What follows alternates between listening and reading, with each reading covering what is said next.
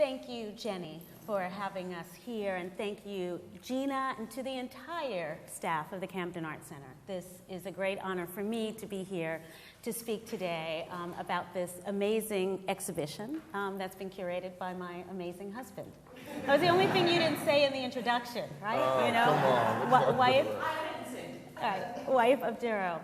And the question that I've been asked most since people have found out about this exhibition is whether or not Duro has spoken to me about it in the process.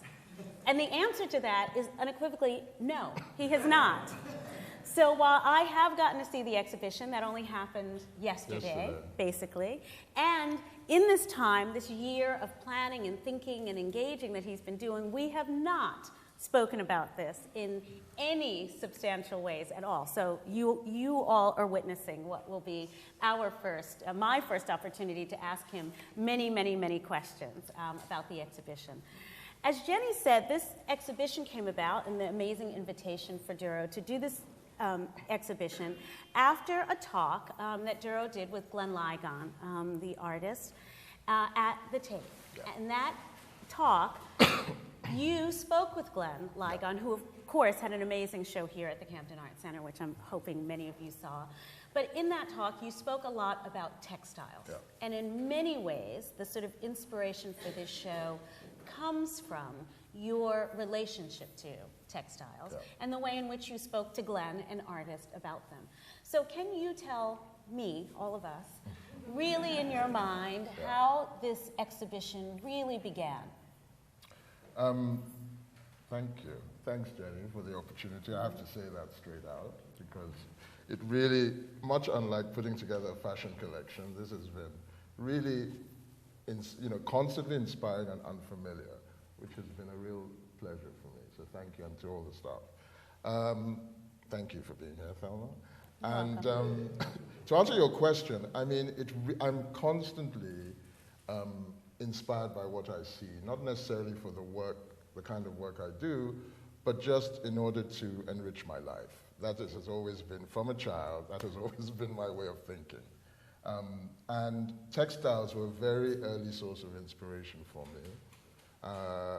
Probably from the first time I was carried in the arms of anyone wearing an interesting textile, not necessarily a print, but just something that as a child or as a baby stayed in my mind as being a curious attribute to adults and to people. So I always insisted on wearing things as a child that I thought, had interesting pattern, but it didn't affect me in the way of fashion, etc. It affected me more in the way of this curious idea of something that is made flat, coming to life. It's clothing. As soon as I could, I started, learning about textiles, but I had a very richly cultural childhood. So my father's Nigerian. I was born in Nigeria. My parents met here.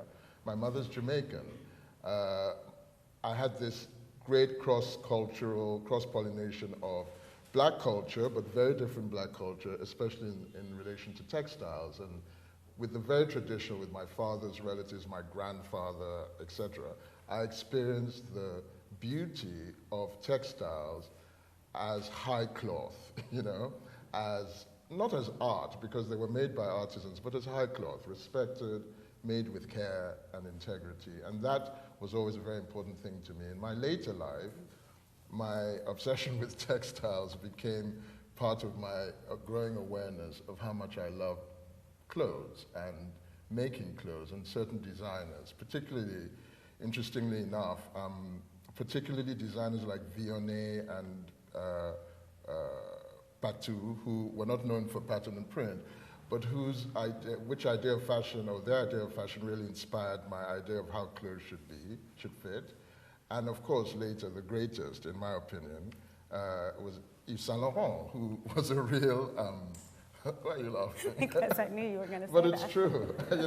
I mean, for the first time, when I first saw that, I really understood, and this was very young, that the possibilities of clothes, especially for women, that's what I understood from it, and a translation of a certain culture, because he was born in Oran, so he understood, a certain culture into an international style that lived through textiles. I didn't see any other way to express my love of textiles but through this medium of clothing. So, but I always felt very privileged to have the medium of appreciating any textiles from whatever sources, from the Baroque to Yoruba to haute couture, Abraham of Switzerland fabrics, whatever, this whole melange. I always appreciated having that and then having the ability to use this inspiration and my own possible talent to make clothes from these textiles. But you didn't immediately become a fashion designer. No. You had a somewhat circuitous route there. Yeah. So when did you know you wanted to be a fashion designer? From I was 10, 11. Okay, but then you came to the UK, went to school, went to university, went to law school, and were a lawyer. Yeah. So fill in the part of the story all normal for a fashion designer. You were a lawyer who decided to be a fashion designer. Well, you know, I always knew. To be honest, I knew from a very young age that I wasn't quite amongst my peers. I mean, I used to read Interview magazine and think, why aren't I with Warhol and, you know, these guys? I knew that I wanted to do this, but, you know, I'm from a Nigerian family where there are 5 professions, particularly if you're being sent abroad, which is expensive. And studying fashion was not really an option, so my studies were from real life, you know. Our travels all over the world. My parents did love clothes. They just didn't think, you know, that it was a profession that could sustain our lives. And therefore, you know, I studied law, though I hardly had law books until close to university, close to exams. I would always have art books, fashion books, go and see shows. Film was very important. When I finished, I went back to Nigeria to do my national service. I worked there for a year doing my national service, and then I worked as a lawyer. And one day I just thought, you know, this has happened. As long as I can look after myself and I'm not dependent, you know, and I'm willing to make the sacrifices of not being a yuppie, you know, which in those days everybody wanted to be, you know, except me. Then I thought I will follow my path. And I actually was the director of a small contemporary art gallery in Lagos called Art and Objects in 1990. Which I did for a year, and then I bought a ticket and came back to London, worked for a while, lived in Paris for 2 years, you know, taking my sketches around. But, I mean, a very sort of romantic idea, and it wasn't it was difficult to get attention, but that's not what I was looking for. I wanted to submerge myself in the life. Moved back to London, worked for an organization where I was giving legal advice related to the Foreign Office. And one day, my ex-partner and I, she was a shoe designer, saw a little store on Ledbury Road. And I said, let's take the store. You know, let's just take the store and open a shop. And she was also a shoe designer, so we did. And we opened a little store on Ledbury Road in 1998. I designed 2 styles of dresses, and she designed 2 styles of shoes. We opened and we sold from the first day, and everybody thought it was the Chica's boutique, even though it was empty because we had no money. You know?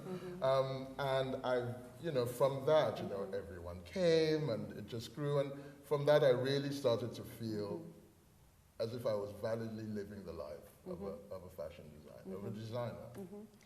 And from the beginning of your career as a designer, you have always sort of privileged a use of sort of pattern and of textile in the work. Some of that comes from, I imagine, again, this obsession you had with textiles growing up.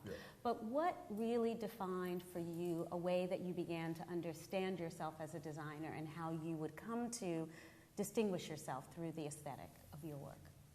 Well, you know, I was also in England at school during the 80s. So I've been, you know, I was slightly punk, I was new romantic, but I love Fela Kuti, you know? So I saw, you know, I experienced Scott Corolla, Christopher Nemeth, you know, the whole Mud Club scene. You know, I really had this rich patina of a generation of people interested in fashion. So I had a background.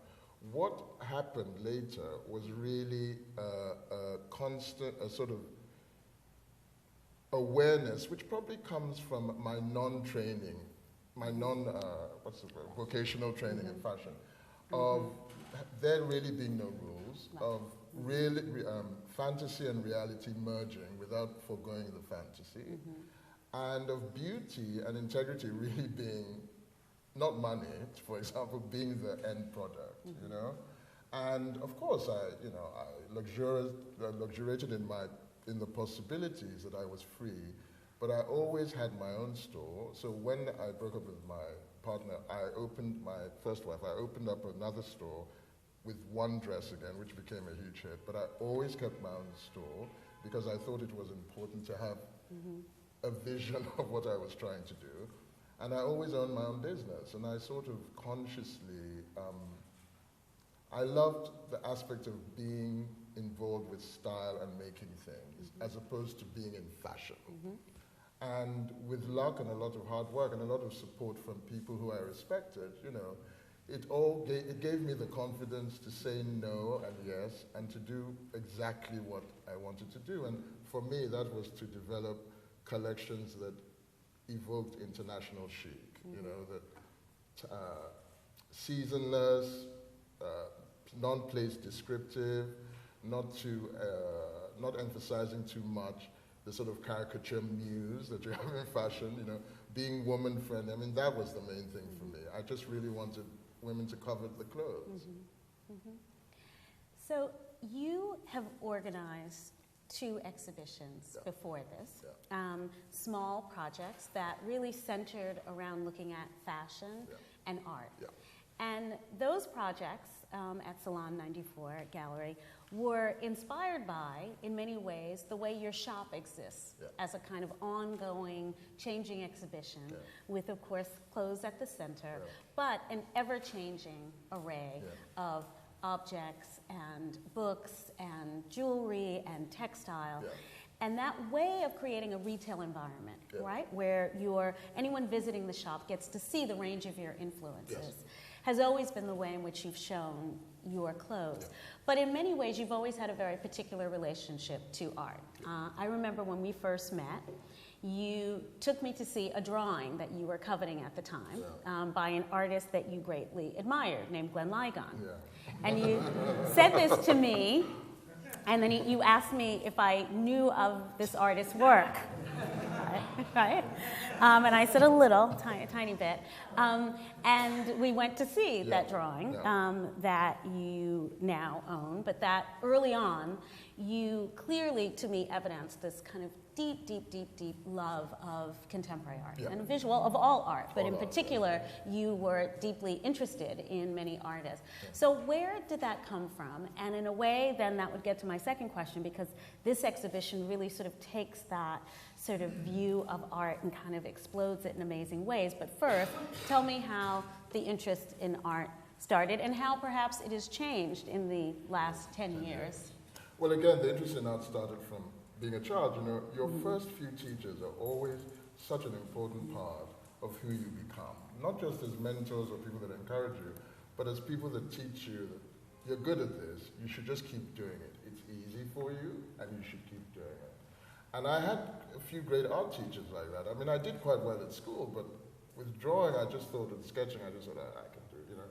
And I was encouraged by one particular teacher who always said, your lines, your lines, your lines. So I always had this deep interest in art. And my parents were not particularly knowledgeable on art, but if we went to any city, from Geneva to London, they would take us to the museum and say, just look.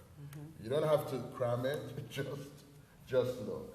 So I never thought of appreciating art, whether it was contemporary African art, whether it was European art, American art. I never thought of it as something special. But when you get to a point where you start to encounter artists, encounter certain aspects of their work personally, even up till today, you know, I opened a box with a Dorothea Tanning, and my heart just, you know, sung, because it's very emotional, and it comes from a deep respect for the practice of artists. I also try, fashion and art are very different, but you know, they converge at certain points. Rather than having a slightly trivial or non-continuous idea of what I'm trying to do with my collections, I also try and infuse an artistic perspective coming from an appreciation of art. So I might use an Ingress painting, mix it with a Jimi Hendrix album cover and Wangeshi Mutu drawing, you know, all these things come together to show how it affects me and hopefully inspire, because I was inspired, you know. But, you know, music and film, you know, Fela Kuti to me wasn't his God, you know. Miriam Makeba, Antonioni films, Sunny Ade, all these things to me were artistic expressions by people who somehow had a deep conversation with art in one way or the other. And I envied that. I wanted to have that life, in a way. Right. So is that what inspired the way in which the shop evolved as a place that could be where you would show things and create these kind of juxtapositions? Yeah. Together? I mean, absolutely, but I have to say, I'm not a hoarder, but I can't resist a good thing. Okay. All right, well. But, you know, because I really find, I mean, a big Maiolica, Italian 16th century and 18th century ceramics dealer who owned a shop called Bazaar for 50 years said to me, I said, you know, why do I always keep coming across these things? You know, whether it's a scrap of Charles de Jouy or great little work or anything. And she said, you know, at some point they find you. So, so my thing was always, okay, too many things have found me, and I like to be around them. I don't like to have things in storage. I like to live with things. So I thought, well, for my store, even though I was doing runway shows and everything, I thought it's nice for someone to walk in and feel just your ambience, your essence, what inspires you. The great thing was people started to say, oh, is that for sale on the table? You know, so if I put a dress with a 20s bag and some vintage West African photographs, people would say, is the table for sale? And I thought, this is like an addict. You can fund, you know, I can fund this possibility. So I started to sell things. I have to say, Thelma, when I met her, insisted that I started photographing things before I sold them, which I don't always do. Because he often would go buy them again and forget that he had owned that before. So it felt like maybe we should photograph them and we would know. This is another secret to this marriage. I am not a collector. You know, I've been a curator for almost 30 years. I don't collect art. I have no need to live with art. The apartment I lived in when I met Duro had completely white, empty walls, like completely. And so, yeah, this is... Well, what did I say? I walked in and I was like, where He just couldn't believe it. He had this vision he was going to come into, like, the greatest exhibition he'd ever seen. Well, even if it was minimal. But yes, so this idea of collecting. But in many ways, your collecting does take on, it has a very curatorial aspect, because there are categories of things that you are interested in, and you look at them. And in many ways, this sort of gets to the exhibition. This exhibition really evidences them, right? Textiles at the core. But it also takes the viewer through a path of artists working in different media in ways, however, that all evidences, as Jenny said, the hand, right? And the artist's hand. And in many ways, your fashion does that as well, right? It feels as if always, I know I feel this way, that things are deeply handmade, right? And that you've considered all of the aspects in a very particular way that could not come from the kind of mass production that is so much a part of our culture right now. So in thinking about the exhibition, you first began to think about a group of artists. Where did it start? It really came out when an institution, I mean, when Jenny offered me the show, I thought, a little room in the back room of the back room. And when she said the whole museum, I thought, yippee, an institution, you know, I can actually, I'm not restrained by commerce, which I never was or whatever, but I can actually ask for certain things that perhaps I never get. But it really started with the idea of the weaving process as being this kind of balancing of attention, and how that applied to other artists working in their studios, doing very private work. And it really started with Annie Albers, who I always thought was rather underrated, but an incredible artist, whose textiles, for me, just really inhabited or lived with this deep, deep, deep ritual, personal, disciplined, but open, you know, just and respectful of everything around. And that's where it started. And of course, by month 3, I know Jenny and Gina thought, oh my God, we're done. Because, as you will see when you walk around, I mean, what I try to do is create a harmony between all the works. Even though there are a lot of works, you don't feel that the rooms are crowded, etc. But the diversity of the work was quite hard for them not to understand, but to think of how do we ship this from here, etc., etc. But it became apparent that a lot of living artists were either saying, oh, we'll make work, or no problem, you can have this work, etc. And, I let it flow, much to the despair of, I'm sure much to what would be the despair of some museum directors. I don't have, like, charts and things, but I know how much is in the bank, I know how many buttonholes should be on a dress, and quite frankly, I knew exactly how many works I needed in the show, So they would always ask, oh, the chart, and I'd say, oh, what chart, So that was the real difficulty. But somehow, organically, it just came together, and, when all the things started arriving, I think everybody sort of saw why one thing or another was present. And I felt that this opportunity came to me organically, and I had to exploit it organically. Right. Well, it's a lot like how you put together the collection each season. Absolutely. Because it never feels like the collection just sort of starts. No. It feels like it begins with, a certain sense of colors that then you become obsessed with, and then you begin sometimes, looking at different historic images, and then there are moments that the sketches begin and they begin to evidence something, and then you begin making, but it feels like this exhibition happened very, very, very much the same way. The collection happens, and then, there we are, it's Fashion Week, and you have a whole collection, and it all, has come together, but it comes from many different places. Absolutely, right? and the possibility, I'm dealing with things that are usually flat, and usually immobile. There's no opportunity to show off these works as moving works. Yeah. That was a challenge that I cherished. It's up. That's it. What I also am quite. I mean, I thought it was normal. Now I know it's not. Is I don't really decide where everything is going until everything is unpacked and a few days before we're having, which. Yeah. Okay, that part I did hear, and I was horrified. For the record, horrified. But the reality is, I don't have tantrums and I don't have things like that, but I know how I need to do things. Right. And because that's how I feel it could be, and I really know that these works are being shown, a lot of them, somewhere they've never been shown before.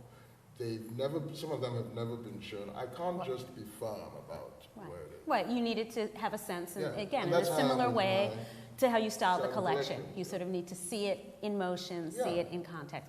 Now, before we open up for questions, the title of the exhibition is Making and Unmaking. What does the title mean, and how, for you, does it embody the spirit of the exhibition itself? The title, I was thinking of explaining this personal thing that artists go through that either comes out in a work or just in studies, etc., and how I respond to that in my own work. And the title actually stole because I was at a talk with Lynette Yadom and Glenn Ligon at the House de Kunst earlier this year, and Okwenwezo made an opening speech, the director, and then Glenn was asking Lynette about how she deals with changes in the work, because she paints not from models, from memory, etc. And she said, well, I don't really overpaint, which a lot of artists do. She said, I do it with colors. I don't change the figures, because I realize that mixing the colors differently changes the whole work in a satisfying way. It's like a making and unmaking. Because I thought, okay, that's my bad. Right. No, because it's hard to get a title that's not pretentious, like the twisted art of da-da-da. I mean, who needs that in the world, And it's also hard to get a title that really captures, as you will see, the vast variety of mediums and artists. So, so that's it. And in a way, it was a way for you to frame the idea as well, Yes. right? For the exhibition, of how you were seeing artists and artists' process, Exactly. not just their practice. Not just their practice, Right. and not just the finished product. Right. And, yeah. Great. I'm going to open it up and see if any of you have any questions. There's a microphone, and because this is being recorded, we're going to ask you to use the microphone. It's coming to you. That wasn't so bad. 328. So I wanted to know from Thelma, first of all, what it's like to live not with a hoarder, but with somebody who can't resist a good thing. No, And then I also wanted to know from Duro whether there's anything in this exhibition that's inspired anything in a present or future collection. Collections, yeah. You know, in so many ways, being married to Duro has taught me so much about art, because even just the way we look at art is completely and totally different. But I will say that his collecting, and that's how I think about it, though it manifests itself in many different ways. You know, I open up a cabinet and I think what I think is there is not there, but, you know, I find like 5 rolls of fabric, you know, wrapped up and tied, and they're there. Because he is always looking at things, he's always collecting things, and he loves, as he said, not to store them, but to live with them, right? So it means that our life is sort of full of these things. But not cluttered. No, not cluttered, very artfully arranged. But it is, for me, very interesting, because one of the things that's interesting about it is a student of art history. I was an art history major, and I studied modern and contemporary art, but, for example, was deeply inspired by the professors I had who taught me African art, who talked about it as functional object, right? And that we often see these objects in vitrines.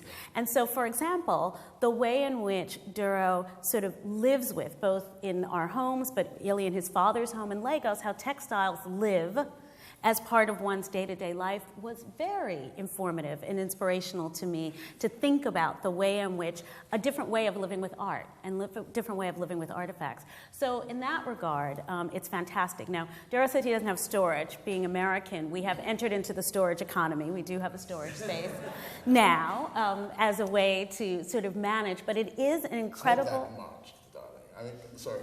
I mean, really. Okay, let's just say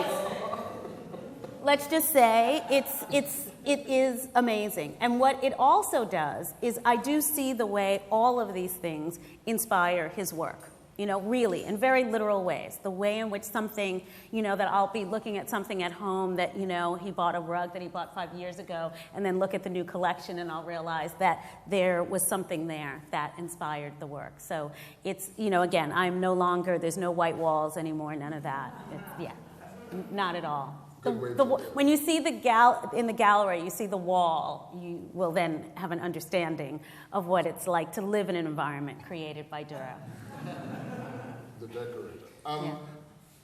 Going back to your question, I think that, not literally, but what I realized at the end of the show, and I talked about this with you, Jenny, was the presence of women artists in the show is surprisingly, not surprisingly, but wasn't consciously done, prolific. Artists that I've respected for a long time, because I always felt with clothes that women designers, also the great ones, Vionnet, Mercado, you know, they had an understanding of clothes and the aesthetic that, you know, as a male designer, one should look up to. And I think what comes through as far as what is you see, hopefully, my quest to capture the same kind of understanding of certain kinds of aspects of art by women, or even if they're not by women, that are more delicate, but just as forceful and powerful, which is what I try to do with my clothes. You know, do all the work, so when the person puts it on, you know, they don't have to layer too many things over it. It's all done, and that's it. Yeah, that's beautiful. Great, thank you. Questions? Catherine. Yeah. So when I heard the title from Laurie, actually, I thought it would be at least partly to do with labor, making, perhaps the unmaking, also destruction, perhaps. And for a historian like myself, textiles evoke the Industrial Revolution, spinning jenny, textile industry, factories, and so on. And I was reminded of this line by Benjamin, I can't remember it now, that there's no work of art that doesn't bear the traces of enormous suffering and so on.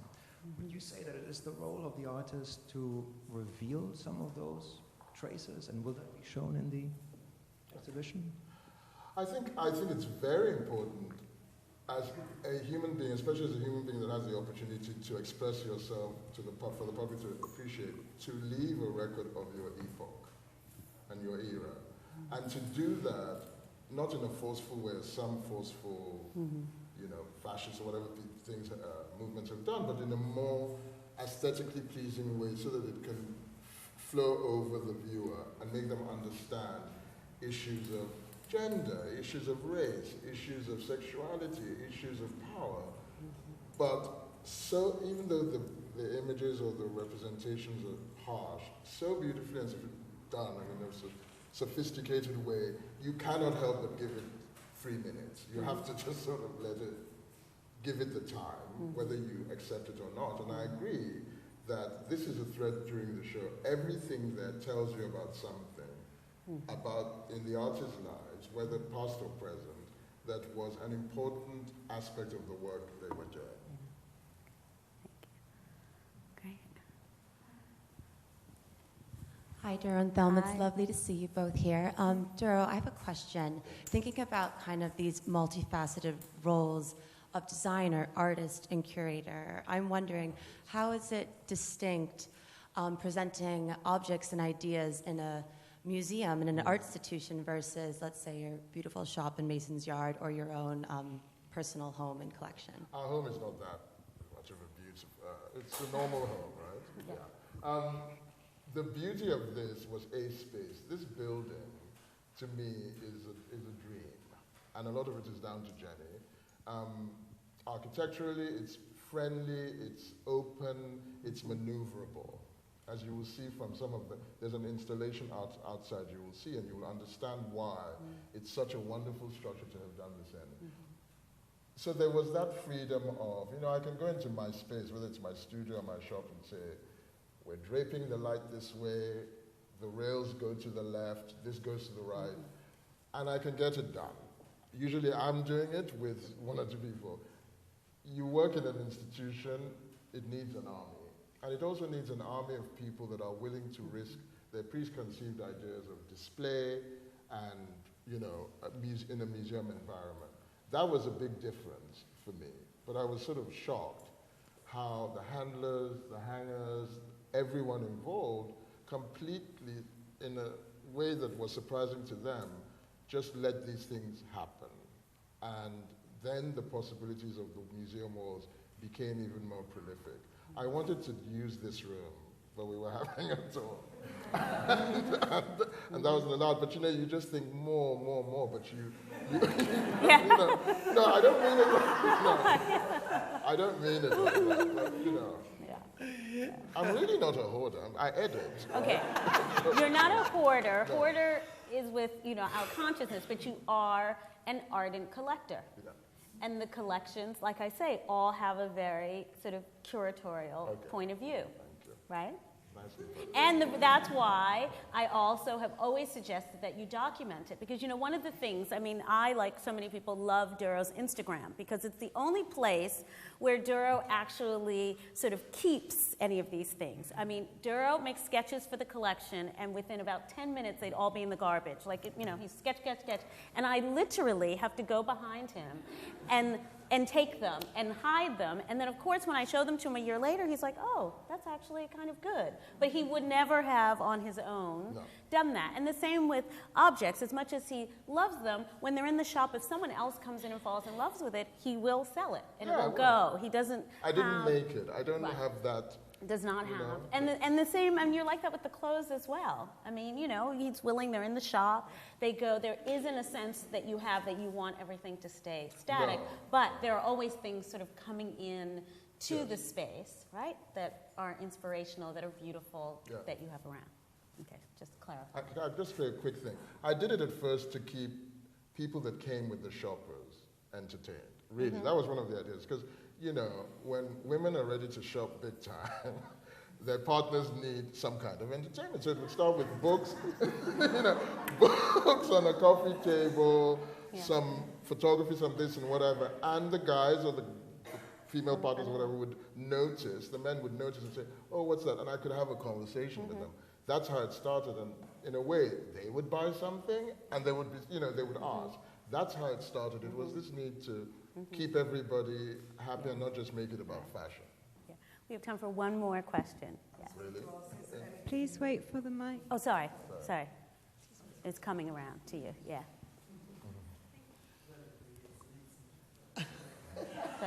Yeah.